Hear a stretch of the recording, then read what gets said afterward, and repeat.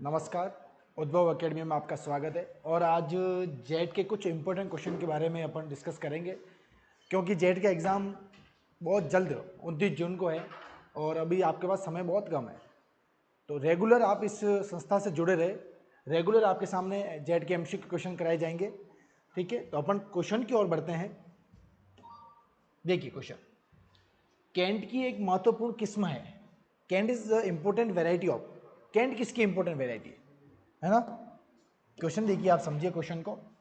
Cantt की एक महत्वपूर्ण किस्म है, यानी कैंट किसकी इंपॉर्टेंट वेराइटी है। आप सभी जितने भी एमसीक्यू क्वेश्चन होंगे उनको आप पहले आंसर क्वेश्चन कीजिए, क्वेश्चन का आंसर कीजिए, उसके साथ साथ उसका एनालिसिस भी कीजिए। उसके बाद आप ये डिसाइड कीजिए कि मेरे कितने क्वेश्चन सही हो रहे हैं, आपके कितने क्वेश्चन सही हो रहे हैं, कितने गलत हो रहे हैं, वो सब आप लास्ट में कमेंट कीजिएगा। ठीक है, तो आपको क्वेश्चन एक एक क्वेश्चन को ध्यान से देखना है। क्वेश्चन देखिए आप कि कैंट किसकी एक महत्वपूर्ण किस्म है। तो देखो, बरसीम की, ल्यूशन की, सोयाबीन की या ओट की। आपको समय दिया जा रहा है, आप इस क्वेश्चन को बिल्कुल एकदम एनालिसिस कीजिए और उसके बाद इसका आंसर लिखिए। तो इसका जो आंसर जाएगा, कैंट किसकी इंपॉर्टेंट वेराइटी है? ओट्स की। किसकी इंपॉर्टेंट वेराइटी है? ओट्स की। ठीक है, नेक्स्ट क्वेश्चन की ओर बढ़ते हैं अपन। नेक्स्ट क्वेश्चन देखिए, जौ की भूसा रहित किस्म, द हस्कलेस वैरायटी। किसकी? बाले की हस्कलेस वैरायटी। ये जेट एग्जाम में पूछा गया क्वेश्चन है कि बाले की हस्कलेस वैरायटी कौन सी है। बाले की हस्कलेस वैरायटी कौन सी है? तो देखिए, option first Manjula, RS6, Dolma, K141। तो इसका जो सही आंसर रहेगा, क्या रहेगा इसका सही आंसर? डोलमा। तो बाले की हस्कलेस वैरायटी यानी भूसा रहित किस्म वो कौन सी है? डोलमा। कौन सी है? डोलमा। नेक्स्ट क्वेश्चन की ओर देखते हैं। एग्रीकल्चर का ड्रॉपर बैच स्टार्ट हो रहा है, जेट एग्रीकल्चर का, और जिसके साथ साथ जेट एंड एग्रीकल्चर सुपरवाइजर दोनों साथ में करवाई जाएगी। कोचिंग प्लस हॉस्टल्स, ठीक है, ये सुविधा अवेलेबल है। आप जल्दी से जल्दी हमारी संस्था से जुड़े। ठीक है, देखिए अब नेक्स्ट क्वेश्चन की ओर देखते हैं अपन। हृदय रोगियों के लिए उपयोगी खाद्य तेल हैं एडेबल सॉइल्स। किसके लिए? हार्ट पेशेंट के लिए। किसके लिए बोल रहे हैं? हार्ट पेशेंट के लिए एडेबल ऑयल कौन सा है? तो हार्ट पेशेंट के लिए एडेबल ऑयल बेस्ट जो है, ऑप्शन देखिए आपके सामने, सनफ्लावर, सेफ्लावर, तिल या ग्राउंडनट। आप क्वेश्चन को देखिए, बिल्कुल इसका आंसर दीजिए अच्छे से कि हार्ट पेशेंट जो रोगी होते हैं, है ना, उनको एडेबल ऑयल, उनके लिए अच्छा जो खाद्य तेल होता है वो कौन सा यूज होना चाहिए? सेफ्लावर, सूरजमुखी, सॉरी सनफ्लावर, सूरजमुखी, सेफ्लावर, कुसुम, तिल या फिर ग्राउंडनट। तो देखो, इस क्वेश्चन का आंसर समझने से पहले अपन देखते हैं कि सूरजमुखी के अंदर लिनोनिक लिनोनिक एसिड होता है, लिनोनिक अम्ल होता है, और वो कितना परसेंट होता है? वो होता है 64%। कितना होता है? 64%। और सेफ्लावर के अंदर लिनोनिक एसिड कितना परसेंट होता है? सेफ्लावर के अंदर वो होता है 78%। लिनोनिक एसिड क्या करता है? वो ये करता है कि रक्त के अंदर, ब्लड के अंदर, रक्त के अंदर कोलेस्ट्रॉल को कम करता है, कोलेस्ट्रॉल को कम करता है, या कोलेस्ट्रॉल को क्या करता है? रोकता है। कोलेस्ट्रॉल को क्या करता है? कम करता है, जिसके कारण हार्ट पेशेंट के लिए ये ऑयल्स एडेबल होता है ना। तो आप देखिए, इसका जो आंसर होगा वो अच्छा से आंसर जाएगा आपका, वो कौन सा जाएगा? सनफ्लावर। कौन सा जाएगा? सनफ्लावर, जिसके अंदर लिनोनिक एसिड की मात्रा क्या होती है? अधिक होती है। नेक्स्ट क्वेश्चन की ओर देखते हैं। नेक्स्ट क्वेश्चन क्या कह रहा है? अच्छा सा क्वेश्चन है, बहुत इंपॉर्टेंट क्वेश्चन है, हर एग्जाम में इस क्वेश्चन का एग्जाम में पूछा जाता है। जेट हो गया, सुपरवाइजर हो गया, है ना। आप इस क्वेश्चन को देखिए, केंद्रीय शुष्क क्षेत्र अनुसंधान संस्थान कहाँ स्थित है ना? Central arid zone research institute, काजरी, CAZRI, काजरी, central arid zone research institute. Central arid zone research institute कहाँ पर स्थित है? कहाँ पे लोकेटेड है? कहाँ से, है ना? तो देखो इसका ऑप्शन देखिए, बीकानेर, अजमेर, जालोर, जयपुर। देखिए क्वेश्चन देखिए आप, central arid zone research institute काजरी कहाँ पर है? है ना। इसको कभी कभी आपको काजरी भी लिख लेते हैं कि काजरी कहाँ पर स्थित है। देखो ऑप्शन देखिए, बीकानेर, अजमेर, जालौर, जयपुर। देखो इसमें वो ऑप्शन नहीं है, हाँ, तो आप इसका कमेंट कीजिए। इसमें ऑप्शन नहीं है, देखिए कि ऑप्शन दे देता हूँ आपको वापस में। Jodhpur, option A Jodhpur, option B Bikaner, option C Delhi, option D Udaipur.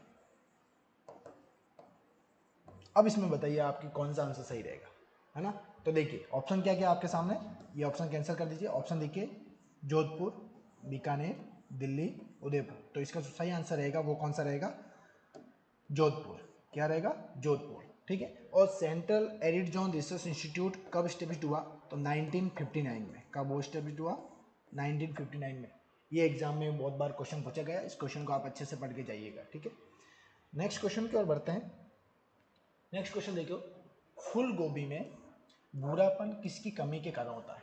किसकी बात कर रहे हैं ये, कॉलीफ्लावर के अंदर ब्राउनिंग।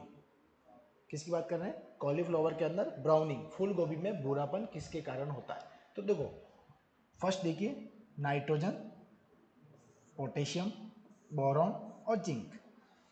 क्या आंसर रहेगा इसका, फूल गोभी में भूरापन किसके कारण होता है। तो देखो फूल गोभी में भूरापन किसके कारण होता है, नाइट्रोजन, पोटेशियम, बोरॉन, जिंक। तो इसका सही आंसर जो रहेगा वो रहेगा बोरॉन। किसके कारण होता है, यानी बोरॉन की अगर कमी हो जाए, डिफिशियंसी हो जाए, तो बोरॉन्स की डिफिशियंसी हो जाए तो फूल गोभी के अंदर या फिर कॉलीफ्लावर के अंदर कौन सी होती है, ब्राउनिंग होती है। कौन सी कंडीशन होती है, ब्राउनिंग कंडीशन, ठीक है।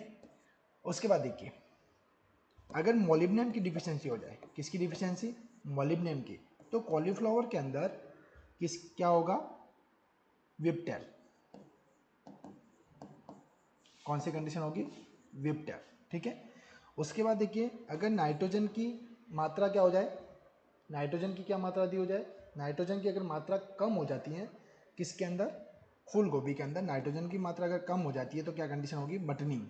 क्या होगी, बटनिंग। बटनिंग का मतलब क्या होता है, कर्ड का छोटा रहना। कर्ड का क्या रहना, छोटा रह जाना। कर्ड का क्या रह जाना, छोटा रहना, ठीक है। और उसके बाद और देख सकते हैं कि अगर फूल गोभी के अंदर या कॉलीफ्लावर के अंदर मैग्नीशियम की कमी हो जाए, किसकी कमी हो जाए, मैग्नीशियम की, तो फिर क्या कंडीशन होगी, क्लोरोसिस। क्या होगी, क्लोरोसिस। क्या कंडीशन होगी बताइए, क्लोरोसिस, ठीक है। देखिए वापस समझ लीजिए इस क्वेश्चन को कि कॉलीफ्लावर के अंदर ब्राउनिंग जो होती है वो किसकी डिफिशियंसी होती है। तो इसका जो सही आंसर है वो क्या है, आपके बोरॉन है। बोरॉन की डिफिशियंसी होगी या बोरॉन की कमी होगी तो कॉलीफ्लावर के अंदर या फूल गोभी के अंदर क्या होगी, ब्राउनिंग हो जाती है। अगर मोलिब्डेनम की डिफिशियंसी हो जाए तो क्या होगी, विप्टेल होगा। और नाइट्रोजन की डिफिशियंसी होगी तो क्या होगी, बटनिंग। बटनिंग का मतलब क्या होता है, कर्ड का क्या जो छोटा रह जाना, ठीक है। अगर मैग्नीशियम की डिफिशियंसी हो तो क्या हो जाती है, क्लोरोसिस। क्लोरोसिस किसको बोलते हैं, क्लोरोसिस का मतलब क्या होता है, पूरी जो लिप्स होती है ना वो कैसी हो जाती है, येलो। कैसी हो जाती है, येलो। और ये क्लोरोसिस जो कंडीशन होती है ना वो किस किस न्यूट्रिएंट्स के अंदर होती है, कौन कौन से न्यूट्रिएंट्स के अंदर ये सिम्टम दिखाई देते हैं क्लोरोसिस के। तो वो देखिए, नाइट्रोजन, एनपीके, नाइट्रोजन और मैग्नीशियम और मोलिब्डेनम। किस किस के अंदर क्लोरोसिस दिखाई देती है, सॉरी सॉरी, ये जो आपको क्लोरोसिस के सिम्टम दिखाई देते हैं और किसके अंदर दिखाई देते हैं,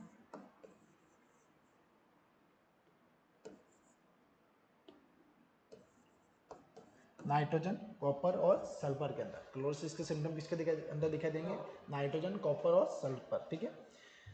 नेक्स्ट क्वेश्चन की ओर बढ़ते हैं। नेक्स्ट क्वेश्चन देखिए क्या लिखा हुआ है कि निम्न में से कौन सा एक उष्ण कटिबंधीय फल है, विच of the following tropical fruit. Tropical fruit पूछ रहे हैं, है ना। तो ट्रॉपिकल फ्रूट्स कौन कौन सा है, मैंगो नहीं हो सकता है, एप्पल, पियर और बेर। तो इसका जो सही आंसर जाएगा वो क्या जाएगा, आपके एप्पल। ट्रॉपिकल फ्रूट्स कौन सा है, एप्पल, ठीक है। उसके बाद देखिए नेक्स्ट क्वेश्चन की ओर। नेक्स्ट क्वेश्चन क्या कह रहा है कि बेर में वानस्पतिक प्रवर्धन की व्यावसायिक विधि है। बेर के अंदर कॉमर्शियल प्रोपोगेशन मेथड, किसके अंदर बात कर रहे हैं, बेर के अंदर कॉमर्शियल प्रोपोगेशन मेथड। तो देखो बेर के अंदर कॉमर्शियल प्रोपोगेशन मेथड, ऑप्शन देख लेते हैं अपन, सीड, कटिंग, बडिंग या लेयरिंग। तो दो इसका जो सही आंसर रहेगा ना वो क्या रहेगा, इसका सही आंसर बडिंग, क्योंकि इसके अंदर रिंग बडिंग की जाती है। कौन सी बडिंग? Ring budding. कौन सी बडिंग की जाती है? रिंग बडिंग, है ना। और इसके अलावा इसमें एक और बडिंग करते हैं, टी बडिंग भी करते हैं। तो इसका जो कॉमर्शियल प्रोपोगेशन है ना वो कौन सा है? रिंग बडिंग है। क्या है? रिंग बडिंग, ठीक है। उसके बाद नेक्स्ट क्वेश्चन की ओर देखते हैं। नेक्स्ट क्वेश्चन क्या कह रहा है?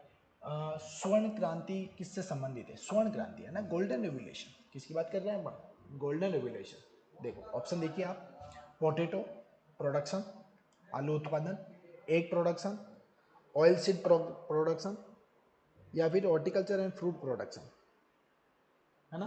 देखिए, potato production, egg production, oil seed production, या फिर हॉर्टिकल्चर एंड फ्रूट प्रोडक्शन। देखिए तो इसका जो सही आंसर रहेगा वो क्या रहेगा? Horticulture and fruit production. Exam में पूछा भी गया क्वेश्चन है, ठीक है। और आपको और बता देते हैं इसके साथ साथ कि कौन कौन से रिवोल्यूशन क्या क्या होते हैं। तो देखिए आप रिवोल्यूशन देख लीजिए। देखो अभी अपन ने पढ़ा गोल्डन रिवोल्यूशन,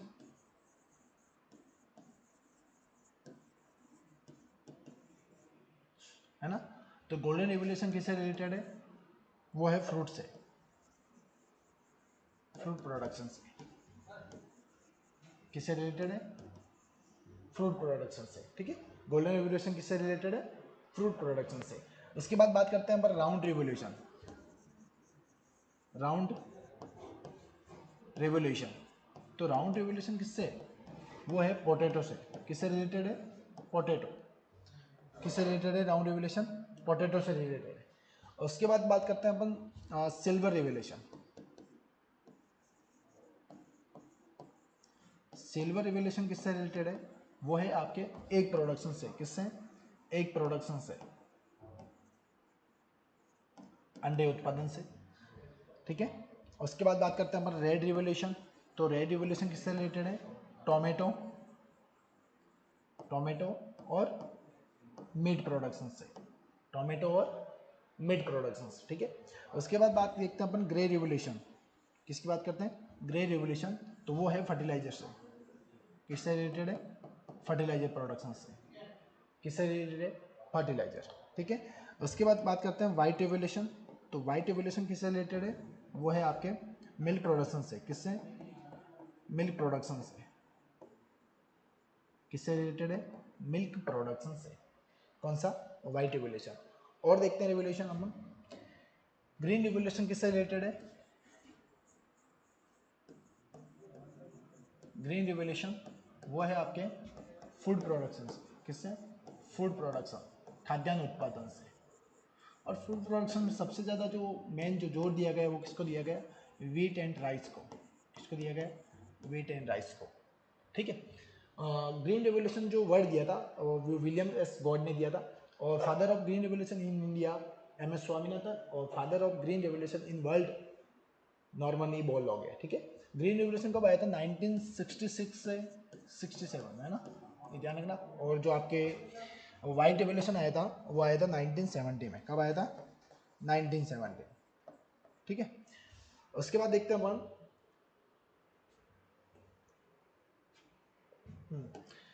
ठीक है। और ये ग्रीन रेवोल्यूशन, फिर आप देखिए कभी कभी ये भी पूछ रहे हैं कि ऑपरेशन फ्लड, ऑपरेशन फ्लड किससे रिलेटेड है? तो ऑपरेशन फ्लड भी किससे रिलेटेड है? मिल्क प्रोडक्शन से। किससे? मिल्क प्रोडक्शन से, मतलब वाइट रेवोल्यूशन से। किससे है ये? वाइट रेवोल्यूशन, वाइट रेवोल्यूशन से, ठीक है। जो ऑपरेशन फ्लड आया था वो कब आया था? 1970 से आ गया था, 1970 से 1996 तक। ये इस तरह से चला था ऑपरेशन फ्लड, ठीक है। इसके 3 स्टेप थे। फर्स्ट स्टेज थी वो थी 1970 से 1981, और सेकेंड स्टेज थी वो थी आपके 1981 से 1985, और जो थर्ड स्टेज थी वो थी आपके 1986 से 1996, है ना। तो ये 3 स्टेज में ऑपरेशन फ्लड कंप्लीट हुआ था। अब इसमें आप देख लीजिए ज़्यादातर क्वेश्चन यहाँ से भी पूछा गया कि ऑपरेशन फ्लड किससे रिलेटेड है, तो वो किससे है, मिल्क प्रोडक्शन से। आपको ये ध्यान रखना है कब स्टार्ट हुआ ऑपरेशन फ्लड, तो ये भी आपको ध्यान रखना है कि कब, 1970 से 1996 तक। फर्स्ट स्टेज एग्जाम में पूछ सकते हैं कि फर्स्ट स्टेज कब स्टार्ट हुआ, 1970 से 1981। कब स्टार्ट हुआ, 1970 से 1981। ठीक है।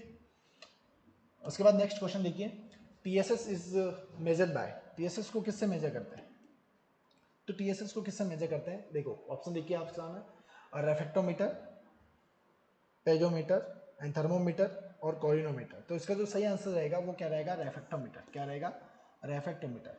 ठीक है। उसके बाद नेक्स्ट क्वेश्चन की ओर देखते हैं, अर्का सूर्यमुखी एक महत्वपूर्ण किस्म है।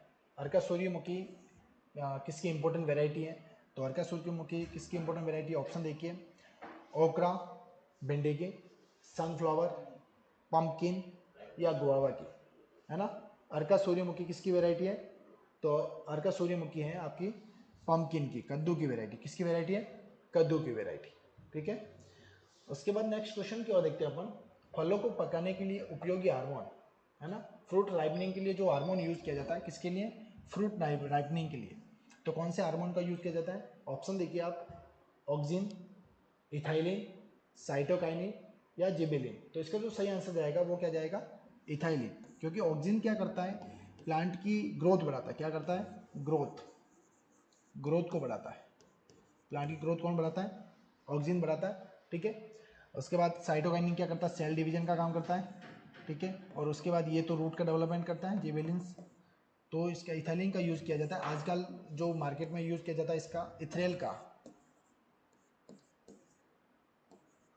इथेनॉल का सबसे ज़्यादा यूज़ किया जा रहा है। ठीक है। तो फ्रूट राइपनिंग के लिए जो हार्मोन यूज़ किया जाता है वो कौन सा है, इथाइलिन। आपको एग्जाम में यहाँ से क्वेश्चन पूछ सकता है। ठीक है। कभी कभी एग्जाम में ये भी क्वेश्चन पूछते हैं कि एंटीऑक्सिन कौन सा है, एंटीऑक्सिन। एंटीऑक्सिन का मतलब क्या होता है कि जो ऑक्सिन होता है ना, वो क्या करता है, प्लांट की ग्रोथ बढ़ाता है। क्या बढ़ाता है, ग्रोथ बढ़ाता है। तो एंटीऑक्सिन क्या करेगा, उसकी ग्रोथ को रोकेगा। तो एंटीऑक्सिन कौन सा है, TIBA, टीबा। कौन सा है, टीबा। और टीबा की जो फुल फॉर्म होती है ना, वो क्या होती है, 235, है ना, 235 ट्राई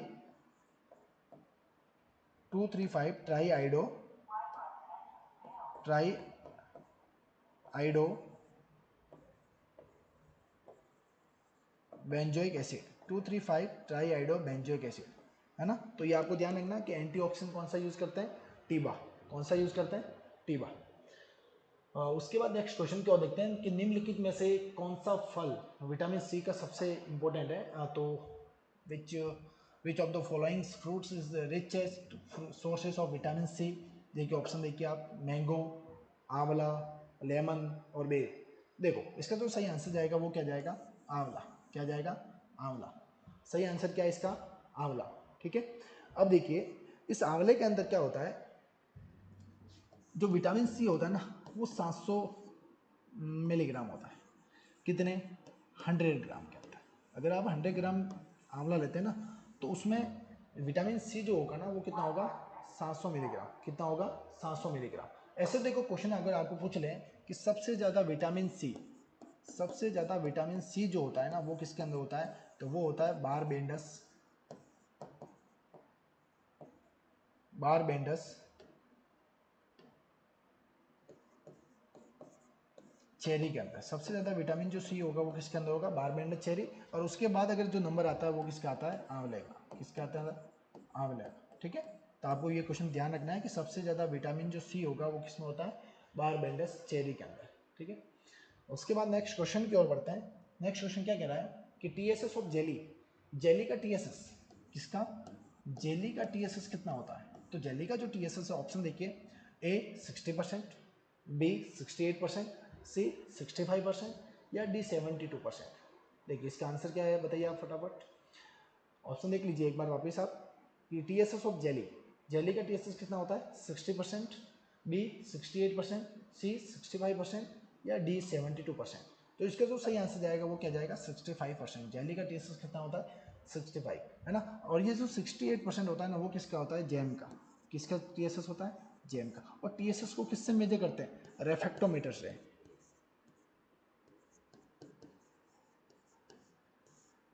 किससे मेजर करेंगे? रेफ्रैक्टोमीटर से। किससे मेजर करते हैं? रेफ्रैक्टोमीटर से, ठीक है। उसके बाद नेक्स्ट क्वेश्चन क्या देखिए। नेक्स्ट क्वेश्चन क्या कह रहा है कि Apple colour is variety of, Apple colour variety किसकी है? क्वेश्चन क्या देखिए आप कि एप्पल कलर जो वेराइटी है वो किसकी है? एप्पल कलर जो वेराइटी है वो किसकी है? तो एप्पल कलर जो वेराइटी है वो है आपकी बनाना की, एप्पल की, पेयर की या गुआवा की। तो इसका जो सही आंसर जाएगा वो क्या जाएगा? गुआवा। तो एप्पल कलर जो वेराइटी के है वो किसकी है? गुआवा की। किसकी है? गुआवा की। उसके बाद देखिए दोस्तों आगे NDDB, वेरी इंपॉर्टेंट क्वेश्चन हो जाता है, बहुत इंपॉर्टेंट क्वेश्चन कि NDDB कहाँ पर है ना? NDDB कहाँ स्टेब्लिश्ड है? देखो पहले तो ये समझते हैं कि NDDB की फुल फॉर्म क्या होती है। NDDB की फुल फॉर्म क्या होती है? National dairy development board, national dairy development board, national dairy development board, है ना। NDDB की फुल फॉर्म क्या होगी? पहले कभी कभी आपको एग्जाम में ये भी क्वेश्चन पूछते हैं कि NDDB की फुल फॉर्म क्या होती है? NDDB की फुल फॉर्म क्या होती है? तो फुल फॉर्म क्या है? नेशनल डेयरी डेवलपमेंट बोर्ड, ठीक है। और अब अपना क्वेश्चन क्या है कि NDDB कहाँ पर है? तो NDDB कहाँ पर है? राजस्थान, है ना, मध्य प्रदेश, गुजरात या फिर केरला, है ना। तो इसका जो सही आंसर होगा वो क्या होगा? गुजरात। सही आंसर क्या है? गुजरात, क्योंकि NDDB कहाँ पर है? NDDB है आनंद, आनंद गुजरात में,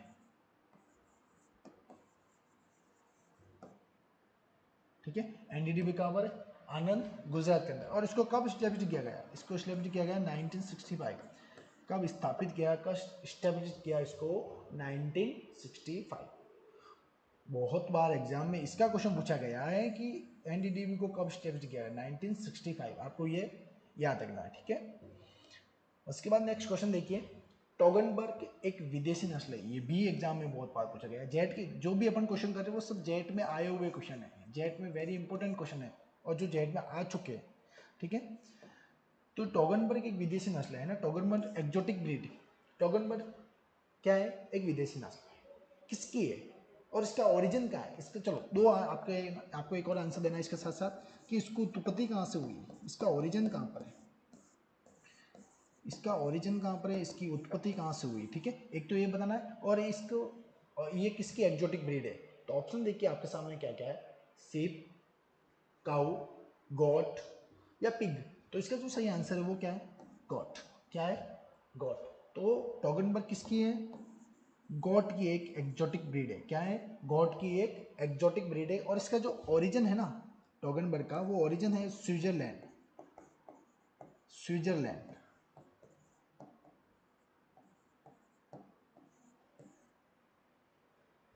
ठीक है। तो इसका जो ओरिजिन है वो कहाँ पर है? स्विट्जरलैंड, ठीक है। उसके बाद नेक्स्ट क्वेश्चन की ओर बढ़ते हैं। नेक्स्ट क्वेश्चन क्या कह रहा है? भैंस का गर्भकाल कितना होता है ना। बफेलो का जो गेस्टेशन पीरियड होता है, बहुत बहुत बहुत बार एग्जाम में पूछा गया है और आपको ये गेस्टेशन पीरियड तो आना ही चाहिए। आप शुरू से पढ़ते आए होंगे क्योंकि अभी समय 1 महीने का है, फिर भी आप इस हमारी संस्था से जुड़े रहे, आपको पूरा हर चीज़ क्लियर कराएंगे, हम पूरा A to Z पूरा कंप्लीट, एक एक वर्ड कंप्लीट करवाएंगे आपसे, ठीक है। तो क्वेश्चन क्या है कि काऊ का सॉरी बफेलो का जो गेस्टेशन पीरियड होता है, किसका? बफेलो का। वो गेस्टेशन पीरियड कितना होता है बफेलो का? देखिए 151 डेज, 130 डेज, 285 डेज या 260 डेज, ठीक है। तो आपको देखो इसको याद करने का बहुत अच्छी ट्रिक बताता हूँ, है ना। देखो काऊ का जो गेस्टेशन पीरियड होता है ना वो कितना होता है? 9 मंथ 9 डेज, 9 महीने 9 दिन, है ना। तो इसका कितना होगा? 281 डेज। गाय का कितना होता है गेस्टेशन पीरियड? 281, गर्भकाल, है ना, कितना होता है? 281 डेज, है ना। उसके बाद बात करते हैं अपन बफेलो का। किसकी बात करते हैं? बफेलो का। तो कितना हो गया? 10 महीने 10 दिन, 10 मंथ 10 डेज। तो कितना हो गया इसका देख लो? 310 दिन। कितना हो गया? 310 दिन। उसके बाद बात करते हैं अपन सीप का।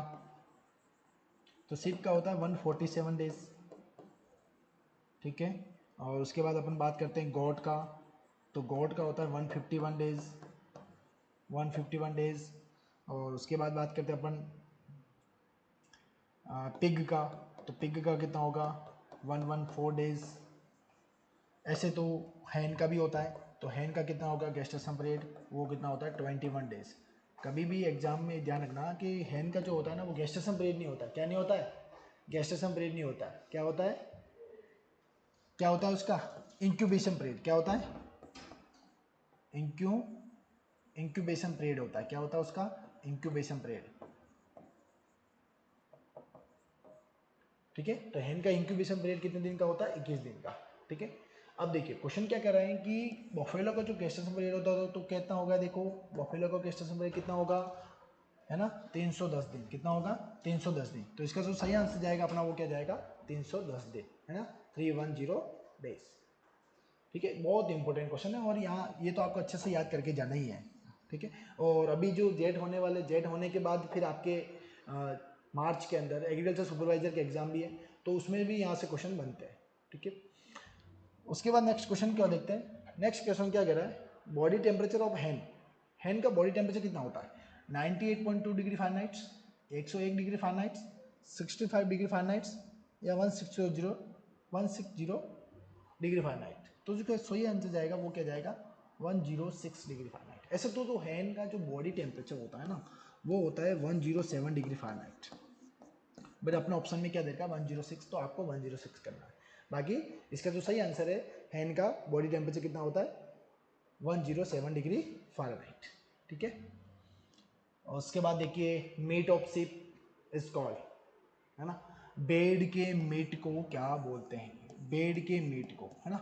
देखिए ऑप्शन देखिए आपके सामने क्या क्या है? Chicken, beef, pork, mutton. Chicken, beef, pork और मटन। तो इसका जो सही आंसर है ना वो क्या है आपका? मटन। क्या है? मटन। बीफ किसको बोलते हैं? बीफ के गाय के मीट को। किसके मीट को कहते हैं? बीफ, गाय को मीट को। ठीक है, और बफेलो को मीट को क्या बोलते हैं? बफन बोलते हैं। ठीक है, उसके बाद देखिए दूध में किस तत्व की कमी होती है ना, विच elements is deficiency in milk. तो मिल्क के अंदर किस न्यूट्रिएंट्स की कमी होती है या किस एलिमेंट्स की कमी होती है? तो देखिए option A iron, manganese, calcium और फास्फोरस। किसकी कमी होती है? आयरन की कमी होती है। किसकी कमी होती है? आयरन। और कौन सा एलिमेंट सबसे ज़्यादा होता है? तो कौन सा एलिमेंट होता है? कैल्शियम और फास्फोरस। कौन सा होता है? कैल्शियम और फास्फोरस। देखो अगर कैल्शियम और फास्फोरस की कमी हो जाए, क्या हो जाए? कमी हो जाए, तो बच्चों के अंदर एक रोग होता है। क्या होता है? बच्चों के अंदर एक रोग होता है, वो होता है रिकेट्स। कौन सा रोग होता है? रिकेट्स। ठीक है, और वयस्क एडल्ट के अंदर, तो एडल्ट के अंदर कौन सा होता है? ऑस्टोमलेशिया। ऑस्टोमलेशिया। ठीक है, आपको ये ध्यान रखना है कि बच्चों के अंदर, है ना, चिल्ड्रन के अंदर कैल्शियम और अगर फास्फोरस की कमी हो जाए तो कौन सा रोग होगा? रिकेट्स होगा। कौन सा होगा? रिकेट्स। और एडल्ट के अंदर कौन सा होता है? ऑस्टोमलेशिया। आपको ये ध्यान रखना है। ठीक है, एक तो दूसरा, दूध के अंदर कौन से न्यूट्रिएंट्स की कमी होती है? वो होती है आयरन की। कौन से न्यूट्रिएंट की कमी होती है? आयरन की। और दूध के अंदर कौन सा न्यूट्रिएंट अच्छी मात्रा में होता है? तो कैल्शियम और फास्फोरस। कभी कभी आपको क्वेश्चन ये भी पूछ सकते हैं कि दूध के अंदर कौन सा विटामिन प्रेजेंट होता है? तो कौन सा विटामिन प्रेजेंट होता है? विटामिन ए प्रेजेंट होता है। और कौन सा विटामिन अब्सेंट होता है? ठीक है, तो कौन सा विटामिन अब्सेंट होगा? Vitamin C. कौन सा विटामिन अब्सेंट होगा? विटामिन सी अब्सेंट होता है। उसके बाद देखिए नेक्स्ट क्वेश्चन। नेक्स्ट क्वेश्चन क्या कह रहा है कि गाय की दोहरे उद्देश्य यानी द्विप्रयोजनीय, द्विकाजी या द्विप्रयोजनीय नस्ल कौन सी है ना, और ड्यूल पर्पज। तो ड्यूल पर्पज के लिए कौन सी नस्ल है? देखो गिर, गिर तो नहीं है, गिर तो मिल्च ब्रीड है, दुधारू नस्ल है ना। जर्सी भी नहीं होगी, साहिवाल भी नहीं होती है। तो इसका जो सही आंसर है वो क्या है? थार पारकर। क्या है? थार पारकर। साहिवाल क्या है? एक ध्यान रखना साहिवाल का आपको, कि साहिवाल का जो दूध होता है ना, दूध वो मीठा होता है। तो क्वेश्चन पूछ लें कि सबसे मीठा दूध किसका होता है? तो साहिवाल का। किसका होता है? साहिवाल का। और मीठा किसके कारण होता है? क्या वजह है इसकी? तो इसका मीठा होने के कारण है लैक्टोज। क्या है? लैक्टोज। क्या है? लैक्टोज। मीठा होने की क्या वजह है? लैक्टोज के कारण। ठीक है, जिसको लैक्टोज को अपन क्या बोलते हैं? Milk sugar. क्या बोलते हैं? Milk sugar. क्योंकि लैक्टोज क्या है? लैक्टोज है एक ओलिगोसैकेराइड।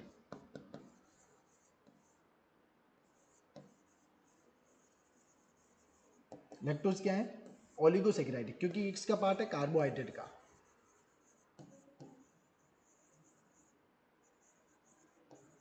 और लैक्टोज बना किससे? लैक्टोज जो बना ना, जब इसका हाइड्रोलाइसिस होता है, टूटता है, तो लैक्टोज किससे बनता है? ग्लूकोज प्लस ग्लैक्टोज,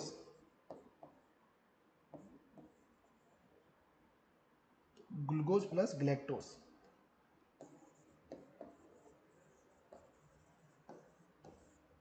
किससे बनता है? ग्लूकोज प्लस ग्लैक्टोज से। तो ध्यान रखना आपको कि ड्यूकाची जो नस्ल है वो कौन सी है? थार पारकर।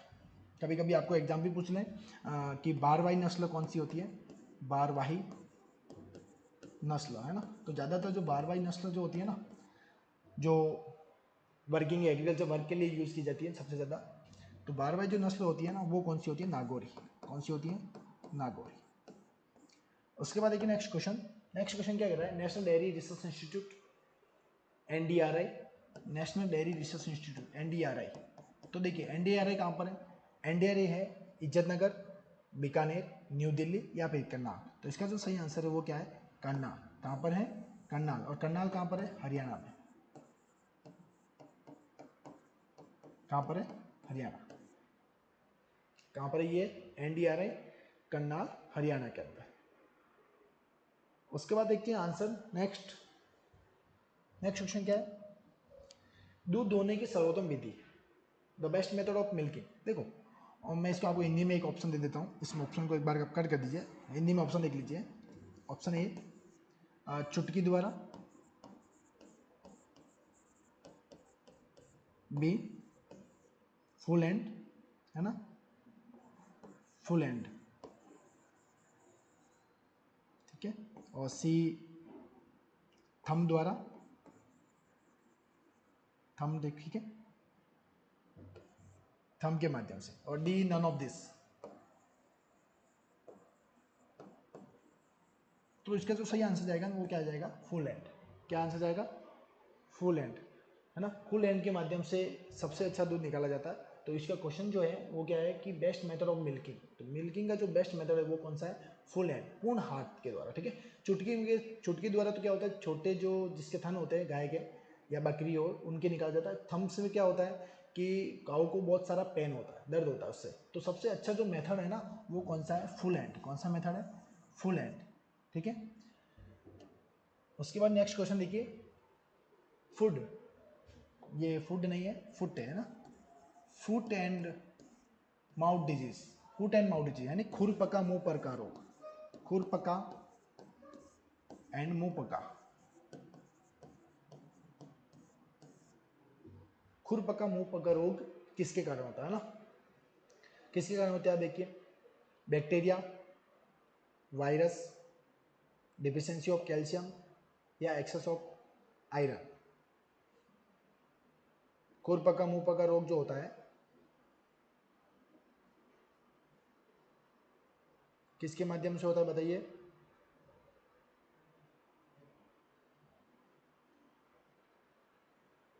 खुरपका मुंह पका जो रोग होगा वो किसके माध्यम से होता है?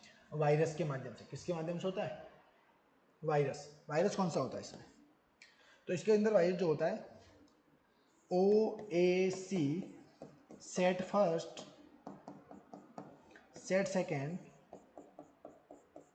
और सेट थर्ड और एशिया सेट फर्स्ट, इसके माध्यम से ये बीमारी होती है, ठीक है। तो गाय के अंदर बैक्टीरिया के माध्यम से जो रोग होते हैं वो भी अपन देख लेते हैं साथ साथ। कौन कौन से होते हैं बैक्टीरिया के माध्यम से? एक तो होता है कि ब्लैक क्वार्टर, जहरबाद। दूसरा एंथ्रैक्स,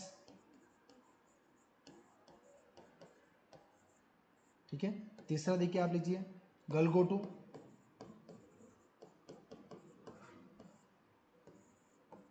चौथा थनैला रोग।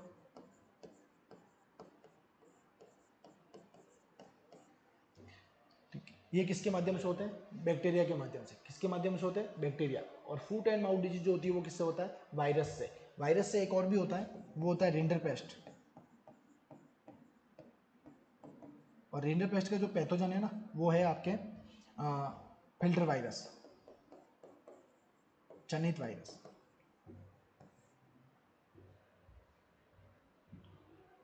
ठीक है, तो आपको यहाँ से क्वेश्चन ध्यान रखना है, यहाँ से बहुत इंपॉर्टेंट, बहुत बार क्वेश्चन पूछा जाता है एग्जाम में, इस बात का पूरा अच्छे से ध्यान रखेंगे आप। ठीक है, उसके बाद नेक्स्ट क्वेश्चन की ओर बढ़ते हैं। नेक्स्ट क्वेश्चन क्या है?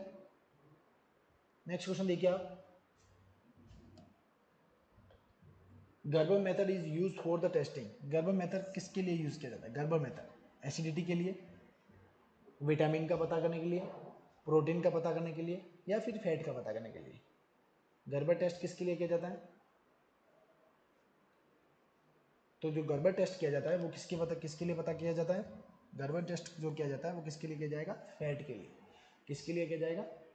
फैट के लिए। ठीक है, मिल्क की फैट जो निकालने के लिए किसके टेस्ट किया जाता है? Gerber method. कौन सा मेथड यूज किया जाता है? Gerber method.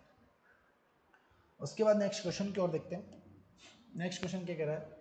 गाय के दूध की सीरा में, है ना, जो गाय की दूध की सीरा होती है उसमें क्या बहता है ना? तो देखिए ऑप्शन देखिए, मिल्क, वाटर, ब्लड या मिल्क एंड ब्लड। तो इसका जो सही आंसर जाएगा वो क्या जाएगा आपका? ब्लड। क्या जाएगा? ब्लड। उसके बाद देखिए, how many KGs one ball in cotton, है ना, कॉटन के एक बॉल का जो वजन होता है ना, कितना होता है? 160 केजी, 190, 170 या 210। तो इसका जो सही आंसर होगा ना वो कितना होगा? 170 केजी। कितना होगा? 170 केजी। तो कॉटन की एक बॉल का जो वजन होता है 170 केजी होता है। और अगर आपको पूछ लें कि जूट की एक बॉल का जो वजन होता है वो कितना होता है, तो 180 केजी। कितना होता है? 180 केजी। आपको ये दोनों वैल्यू याद रखनी है। उसके बाद देखिए, विच of the following is hybrid variety of मेज। मेज की कौन सी संकर किस्म है? Hybrid variety. ऑप्शन देख लीजिए, गंगा 11, किशन, अंबर या विक्रम। तो इसका जो सही आंसर होगा वो क्या होगा? गंगा 11। कितने होगा? गंगा 11। उसके बाद next question, average rainfall of Rajasthan. Rajasthan के अंदर औसत वर्षा, राजस्थान के अंदर किसकी बात करते हैं? औसत वर्षा, है ना। एवरेज रेनफॉल कितनी है राजस्थान की? तो राजस्थान की जो एवरेज रेनफॉल है ना वो कितनी है? वो आपके राजस्थान की एवरेज रेनफॉल है वो है 575 mm। कितनी होगी? 575 mm। अगर इसको कन्वर्ट करते सेंटीमीटर में तो 57.5 सेंटीमीटर आएगी। कितनी आएगी? 57.5 सेंटीमीटर। ठीक है, उसके बाद अगर आपको पूछ लें कि इंडिया की रेनफॉल, इंडिया की एवरेज रेनफॉल वो होती है 1190 mm। अगर इसको सेंटीमीटर में कन्वर्ट करते हैं तो 119 सेंटीमीटर होगी। अगर आपको पूछ लें कि वर्ल्ड की एवरेज रेनफॉल, किसकी? वर्ल्ड की एवरेज रेनफॉल, तो वो कितनी होती है? 1000 mm। ठीक है, और 100 सेंटीमीटर। आपको ये रेनफॉल वैल्यू याद रखनी है। ठीक है, कि राजस्थान की एवरेज रेनफॉल कितनी होगी? 575 mm। इस ऑप्शन में नहीं रखा है, थोड़ा सा ही गलत हो गया। ठीक है, इसका जो सही आंसर होगा वो कितना होगा? 575 mm। ठीक है, और इंडिया की जो एवरेज रेनफॉल होती है वो कितनी होती है? 1190, 1190। और अगर वर्ल्ड की जो रेनफॉल होगी वो कितनी होगी? 1000 mm। ठीक है, उसके बाद देखिए रेनफॉल को जो मेजर किया जाता है ना, मेजर किससे करते हैं? रेन गेज से। किससे करते हैं? किससे मेजर करते हैं? रेन गेज से मेजर किया जाता है। रेनफॉल को किससे मेजर करते हैं? रेन गेज से। आपको ये वैल्यू 100% याद रखनी है कि राजस्थान की एवरेज जो रेनफॉल होती है वो कितनी होती है? 575 mm। इंडिया की जो एवरेज रेनफॉल होगी वो 1190, और वर्ल्ड की जो रेनफॉल होती है वो 1000 mm होती है। ठीक है, उसके बाद नेक्स्ट क्वेश्चन देखिए। नेक्स्ट क्वेश्चन क्या कह रहा है कि the optimum seed rate of pigeon pea. ठीक है, the optimum seed rate of pigeon pea. Pigeon pea की ऑप्टिमम सीड रेट कितनी होती है? तो ऑप्शन देखिए, A 8 to 10 kg, B 20 to 25 kg, C 12 to 15 kg, या डी 35 to 40 kg। इसका जो सही आंसर रहेगा वो आपका क्या आंसर रहेगा? सी 12 to 50 kg। ठीक है, तो आज जेड के कुछ इंपॉर्टेंट क्वेश्चन जो आज ही अब हम खत्म कर दिए अपन ने।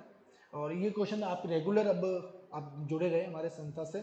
रेगुलर डेली आपके हर टॉपिक वाइज, अब से कल से आपके हर टॉपिक वाइज वीडियो आएगी, एमसी क्वेश्चन कराए जाएंगे।